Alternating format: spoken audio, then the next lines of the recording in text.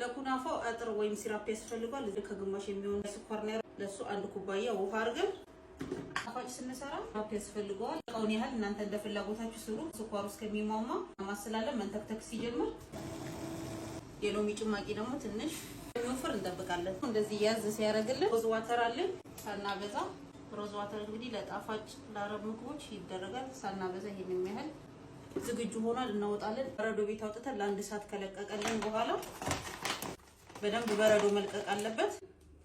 ግማሽ ኪሎ ኩናፋ ነው። መፍጫ ከፈለጋችሁ በመፍጫ መቆራረጥ ትችላላችሁ። ይሄ ሁለት ይሰራበታል።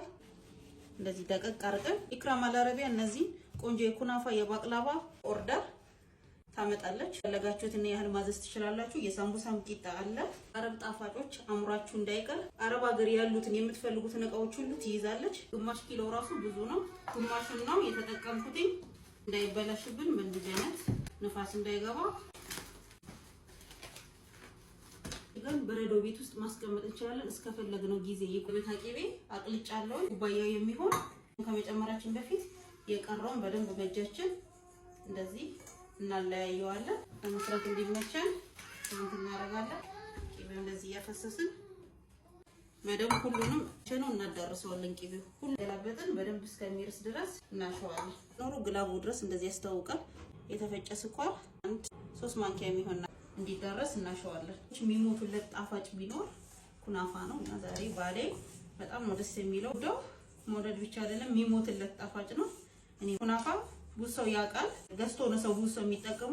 ቤታችን ውስጥ ደግሞ እንደዚህ ኩናፋውን ገዝተን ደግሞ በቀላል ዘዴ መስራት እንችላለን። የሚያስፈልገን ንጹህ የገበታ ቂቤ ብቻ ነው። እዚህ ስኳሩን በደንብ አድርገን ካደባለቅን በኋላ ፓትራ መሆን አለበት። እንደዚህ አይነት ክብ ፓትራ ኩናፋው ቆንጆ ሽታ እንዲኖረው ትንሽ ቫኒላ እያገላበጥን ማሸት አለብን። ኩናፋ በፓትራ ኦቭን ውስጥ መግባት ይችላል። በመጥበሻ መስራት ይቻላል። በመጥበሻ ስትሰሩ ዳየር ሙቀቱን በደንብ እየተቆጣጠራችሁ ለሰስ ባለ እሳት ማብሰል ትችላላችሁ። ለሁለት እናካፍለዋለን። መጀመሪያ በእጃችን ብትን እያደረግን ከታች እንደዚህ እንበታትነዋለን። በኩል እንደዚህ ከጥግ እስከ ጥግ ያዝ መጫን አለብን። ምንም አይነት ክፍት ቦታ መኖር የለበትም። ሽጣውን ስናረግ ወደ ውጪ እንዲወጣብን ትንሽ እንደዚህ ከጎን ወደ ላይ አርገን በደንብ አርገን እንደመድመዋለን። የጎደለ ቦታ ካለ ኩናፋ እያረግን እጃችን ወይ በእንደዚህ አይነት ሻይ ሲኒ በደንብ እንዲያያዝ አለበት። ካልሆነ ኩናፋችን ይበላሻል። ኩናፋው የሚያስፈልገውን እሽጣ ኪስ በማይጎዳ መልኩ እንዴት ቤት ውስጥ እንደሚሰራ አሳያችኋለሁ። ለግማሽ ሊትር ወተት 4 ቴብል ስፑን የሚሆን ኮርን ፍሎር ወይም ነሻ 1 ማንኪያ የሚሆን ፍርኖ ዱቄት በደንብ አርገን እናማስለዋለን። ምንም አይነት ጓጓላ መኖር የለበትም። እቺን ሳያርፍ እንደዚህ በደንብ አርገን እናማስላለን። እናንተ ከተፈዋለን በሰል እንዲህ እጃችን ግን ማረፍ የለበትም። ስኳር እናረግም፣ ምክንያቱም ሲራፕ ወይም አጥር ሰርተንለታል። እናወጣዋለን።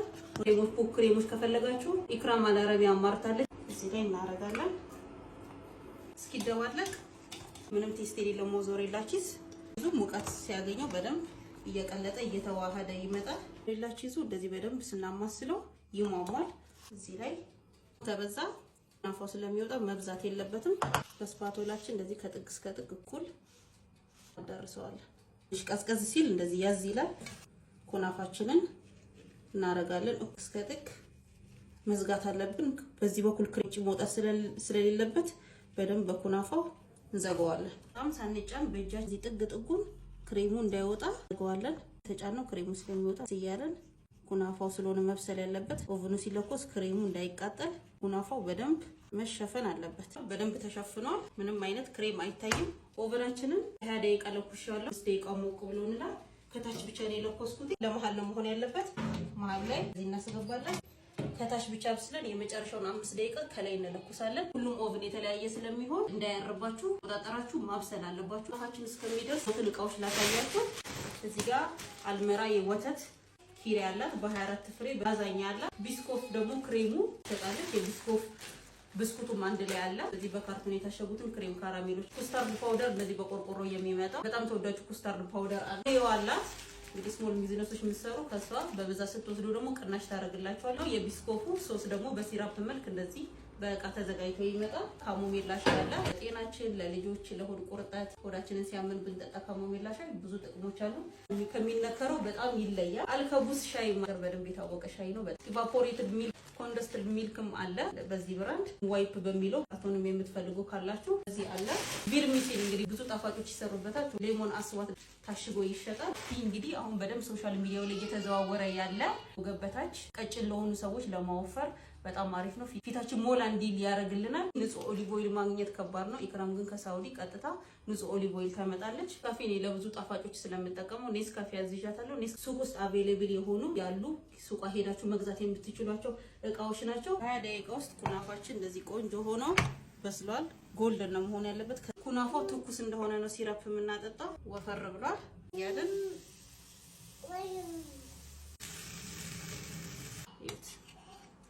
ትንሽ ፒስታቸው ፈንቅመስ ቢስሚላህ ቢስሚላህ። የጣፋጭ አምሮታችሁን ነው የሚቆርጠው። ለቅ ካለባችሁ ትንሽ ሲራፕ ዝዋተሩ ቆንጆ ጣዕም ነው የሰጠው። ኩናፋችን ይሄን ይመስላል። በቀላል ዘዴ ቤታችን ውስጥ መስራት እንችላለን። ይሄ ቪዲዮ እናንተ ጋር ከደረሰ ላይክ፣ ሼር፣ ሪፖስት እንዳይረሳ። ኩናፋ ለሚወዱ ሰዎች ላኩላቸው። በጣም የምታበረታቱኝ በጣም ነው የምወዳችሁ። ባይ